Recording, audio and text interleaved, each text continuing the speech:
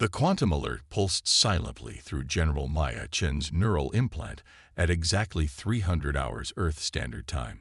She was already awake, standing at the panoramic windows of Orbital Defense Station Alpha, watching the distant lights of human civilization glitter across Earth's night side. The alert meant their long wait was finally over. "They're here," she announced to the seemingly empty command center. Instantly, holographic displays materialized around her, staffed by officers who had been present, but cloaked by the station's quantum camouflage systems. No one showed surprise. They'd been rehearsing this moment for decades. The Kethari warfleet emerged from hyperspace exactly where the predictive algorithms said they would, just beyond Mars' orbit.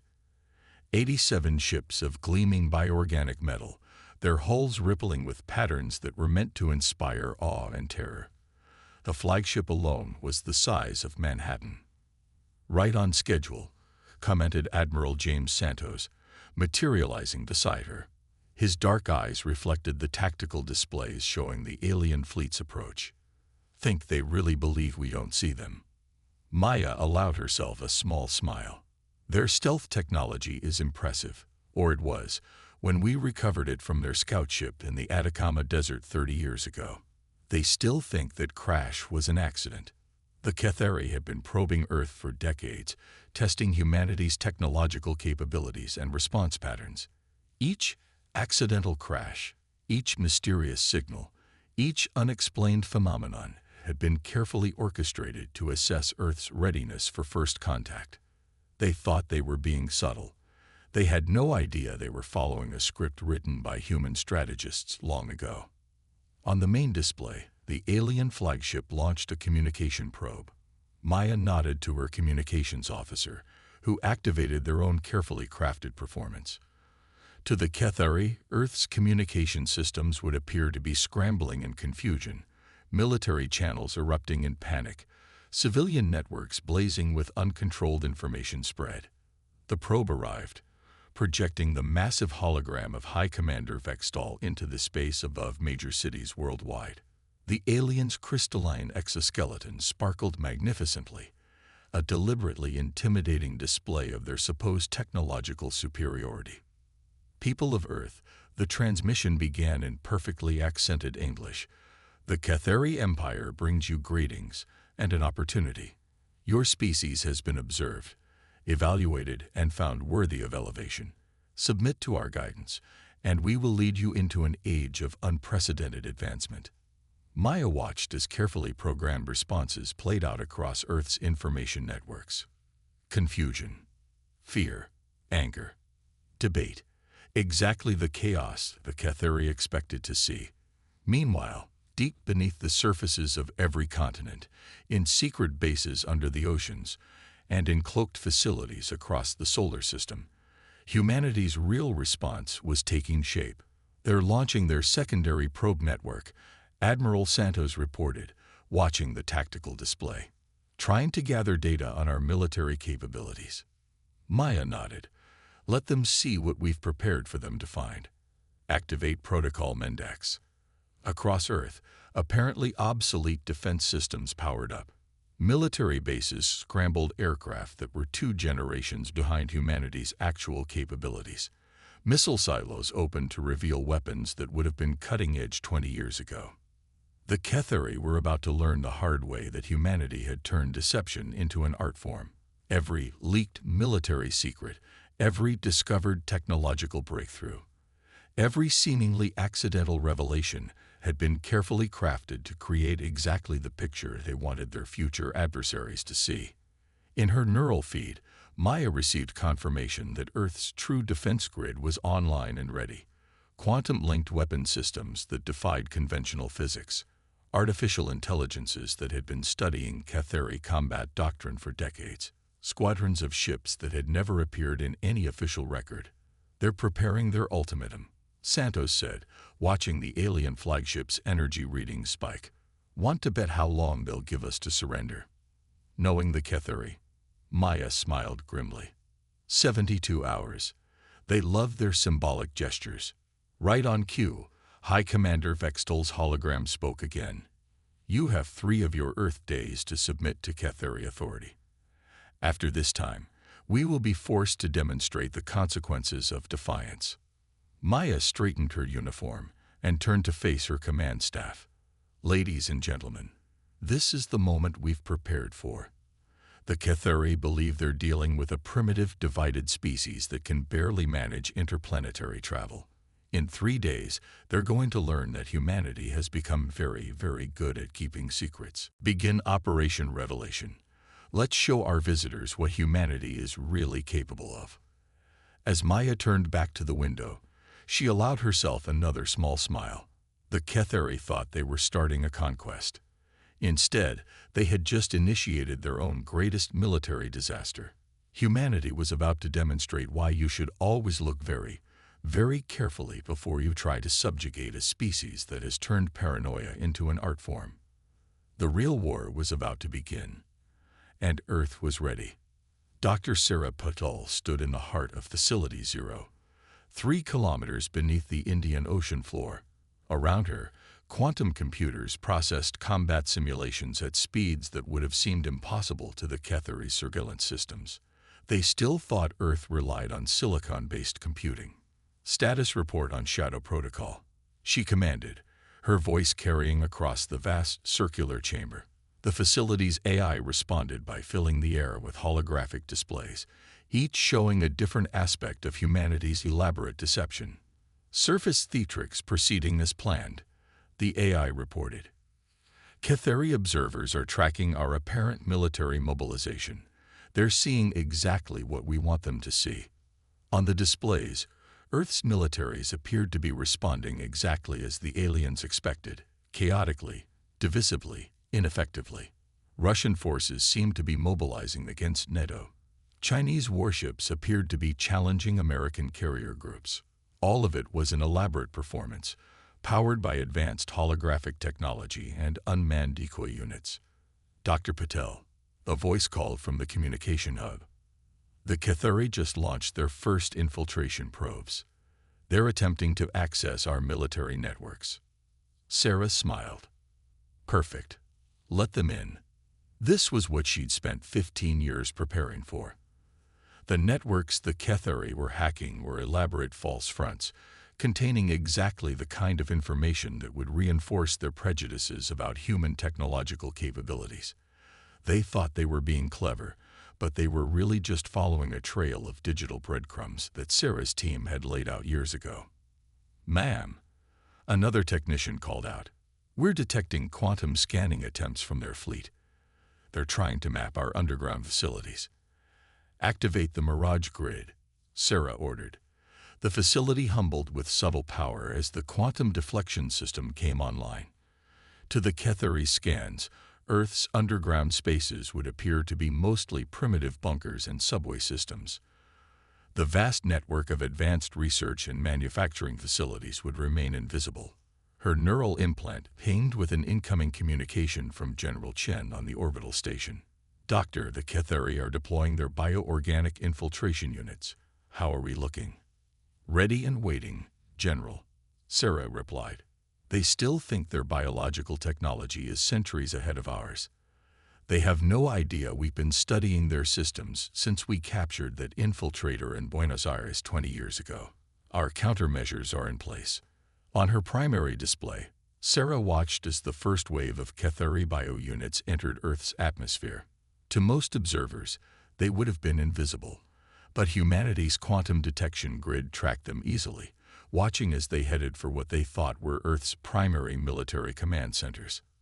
"Should we stop them?" one of her junior officers asked. Sarah shook her head. "Let them in. Every facility they're targeting is a dummy site. Let them think they're gathering valuable intelligence." She paused, checking another display.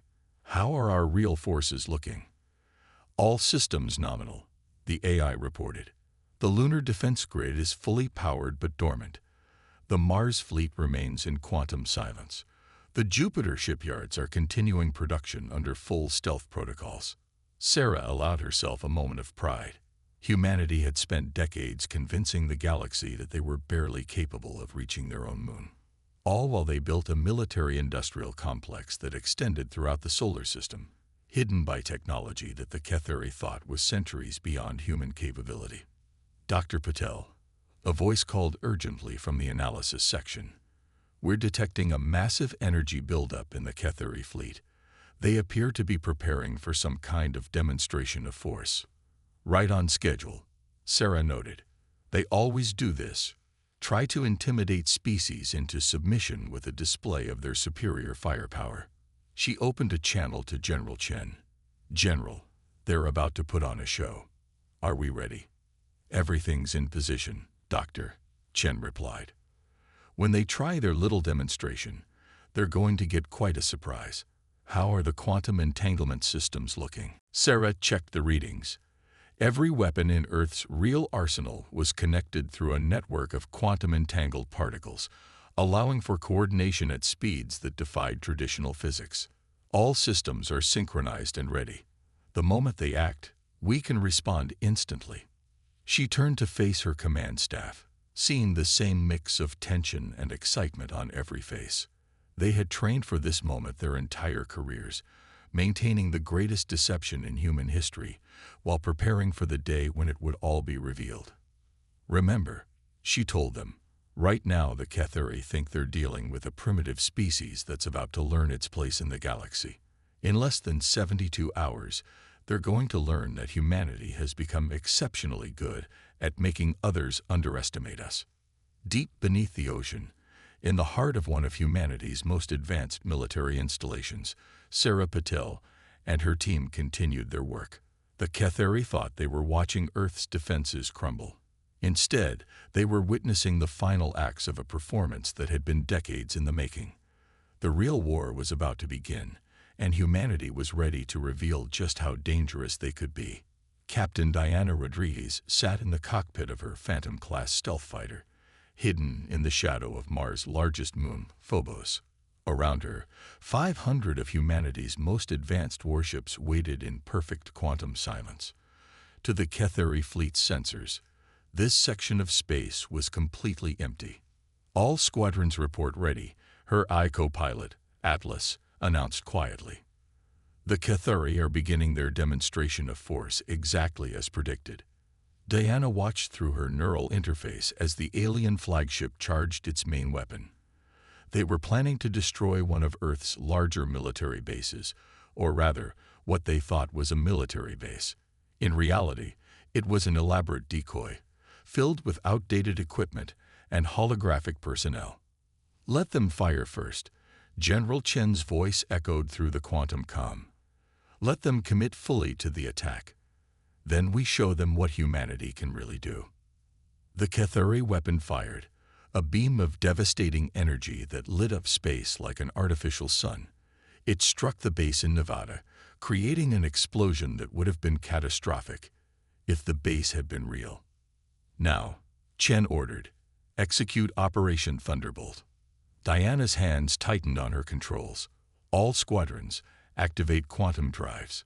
Combat Protocol Omega. 500 ships suddenly appeared in perfect formation, their quantum stealth systems deactivating in sync. But they weren't where they had been hiding.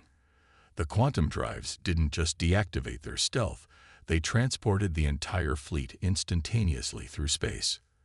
The human armada materialized around the Ketheri fleet in a perfect sphere of advanced weaponry.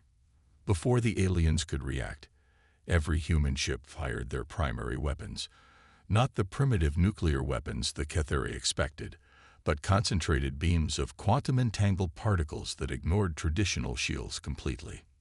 Multiple direct hits, Atlas reported calmly. Their shield technology is ineffective against our quantum weapons, just as predicted. 23 Ketheri vessels disabled in first salvo. The alien fleet scrambled to respond, but they were fighting an enemy that had spent decades studying their every weakness. Their bioorganic hulls, which could adapt to conventional weapons, had no defense against quantum attacks.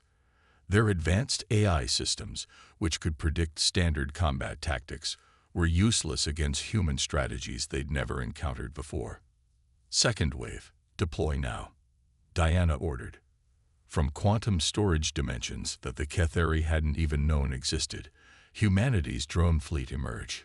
Millions of eye-controlled fighters, each smaller than a car, but carrying weaponry that could cripple a capital ship. They swarmed through the alien formation, targeting vital systems with surgical precision.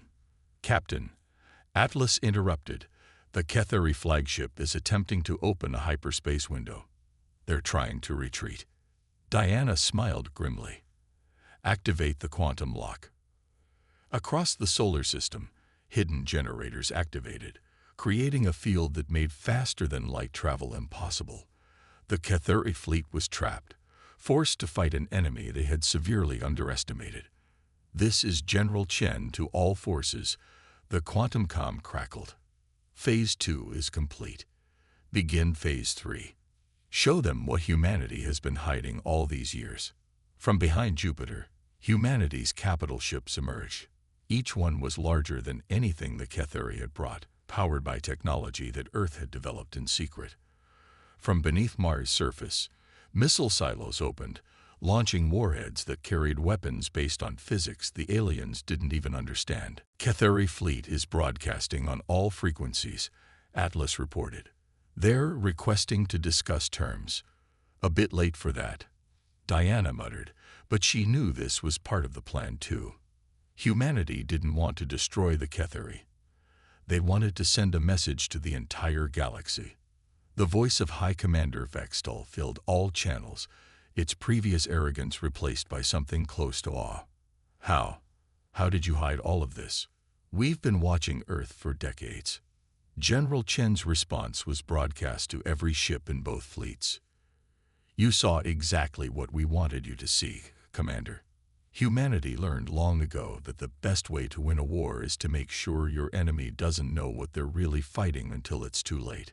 Diana watched as the remaining Ketheri ships powered down their weapons, surrendering to a force they hadn't believed could exist.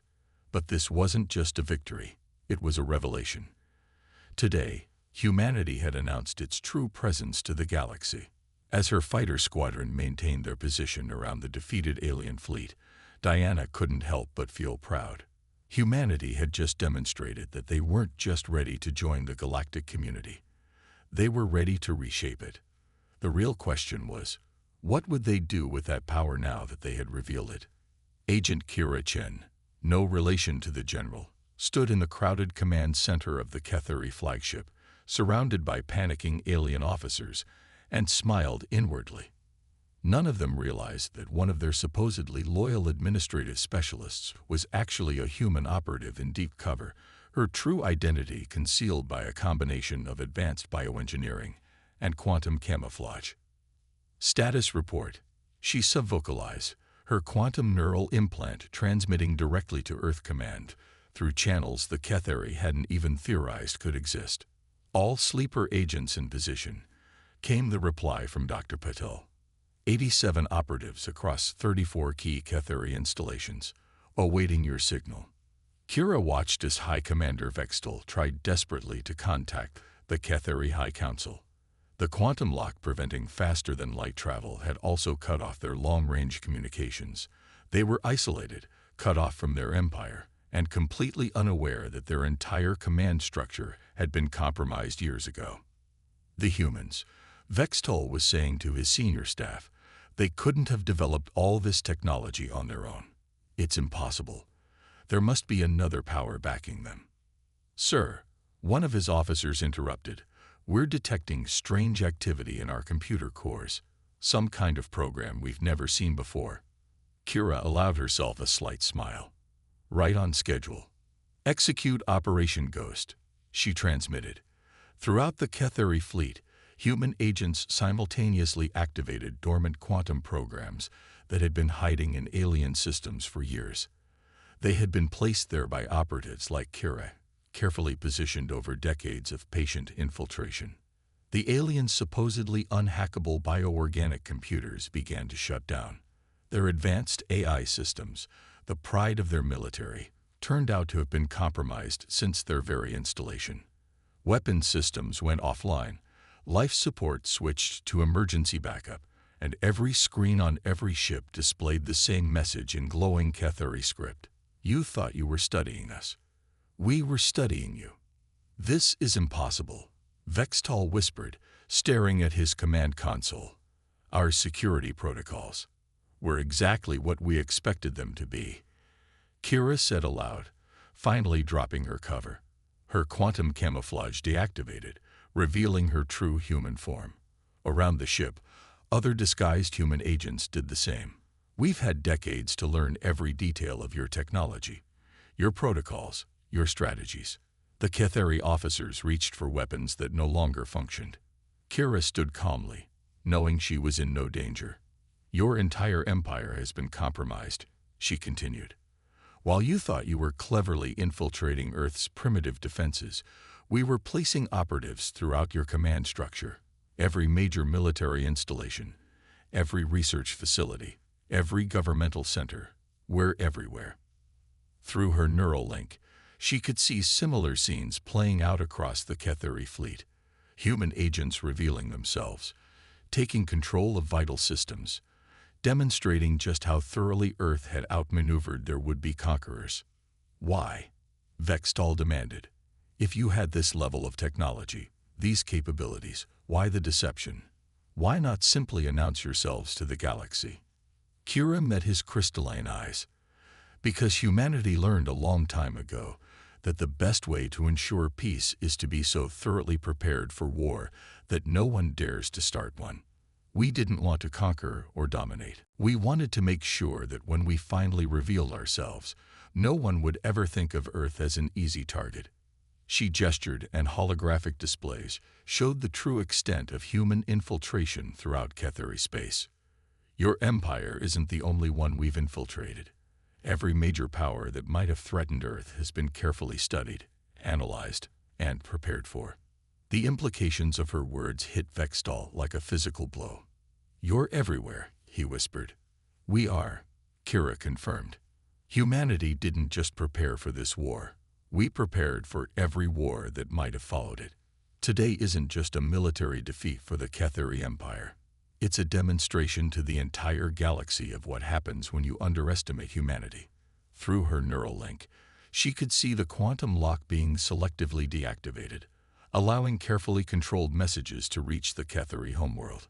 Soon, the entire empire would know that they had not only failed to conquer Earth, they had inadvertently revealed the presence of a power that had been quietly shaping galactic politics for decades. The question now, Kira said to the stunned commander, is what happens next. Humanity is ready to take its place in the galactic community, not as a subject race, but as equals. Your empire can either be part of that future, or... She left the threat unspoken. She didn't need to elaborate. The Cathari had just learned that humanity's greatest weapon wasn't their advanced technology or military might. It was their patience, their planning, and their absolute determination to never be victimized by a hostile power. The age of human isolation was over. The age of human influence was about to begin. The grand chamber of the Galactic Conclave fell silent as Ambassador Elena Santos stepped onto the speaking platform. Representatives from 200 species watched as the first official human diplomat prepared to address the assembled powers of known space. The events of the past week had shaken the foundations of galactic politics. Behind her, a holoscreen showed the Cathari fleet in orbit around Earth, not as conquerors, but as humbled witnesses to humanity's emergence onto the galactic stage. High Commander Vextal himself stood to the side, his crystalline form dimmed with the knowledge of how thoroughly his empire had been outmaneuvered. Honorable representatives, Elena began, her voice carrying the weight of humanity's long preparation for this moment. For centuries, your civilizations have watched Earth from afar. You saw what appeared to be a primitive, divided species barely capable of reaching their own moon. Some of you saw potential slaves.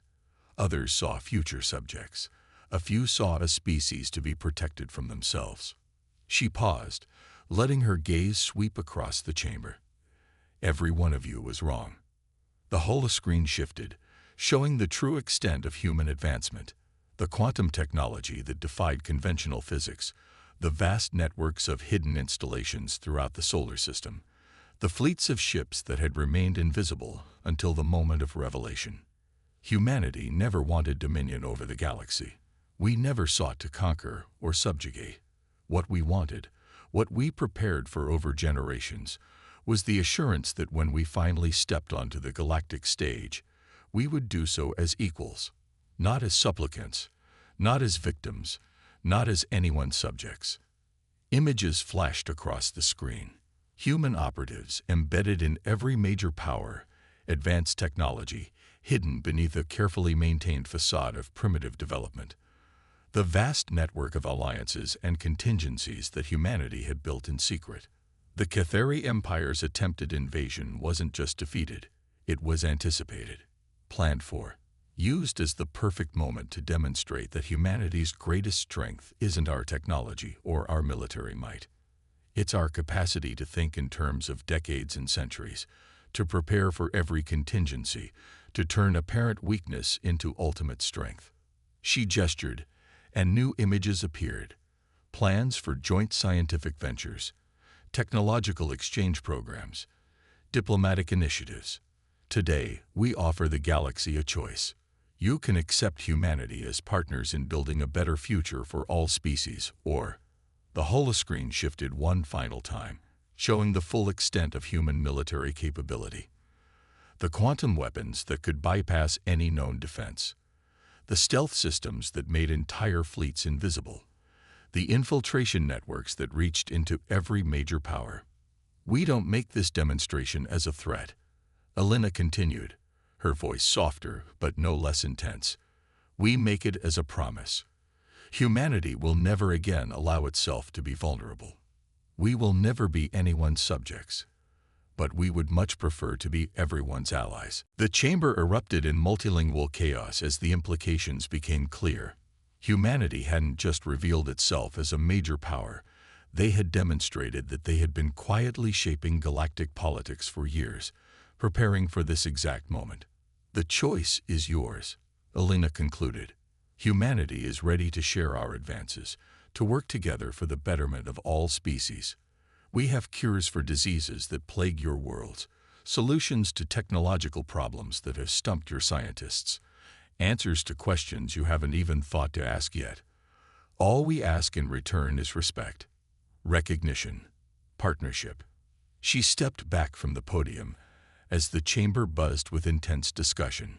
Through her neural link, she could see the reactions spreading across known space as her speech was transmitted to thousands of worlds. Fear, awe, respect, understanding. In Earth orbit, General Chen watched the proceedings from her command station. Do you think they'll accept? She asked Dr. Patel, who stood beside her. Sarah smiled. They don't have much choice, do they? We've demonstrated that we can't be conquered, can't be intimidated, and can't be ignored. The only rational response is to work with us. The general nodded, watching as the first representatives began signaling their desire to establish formal diplomatic relations with Earth. Then we succeeded, not just in defending ourselves, but in changing the entire paradigm of galactic politics. We did more than that, Sarah replied. We proved that humanity's greatest weapon was never our technology or our ships or our weapons. It was our ability to think bigger, plan further, and work together toward a goal that spanned generations. As the acceptances continued to flow in, Earth's long isolation came to an end. Humanity had emerged onto the galactic stage, not as supplicants or victims, but as architects of a new era in interstellar relations. The age of human secrecy was over. The age of human leadership was about to begin.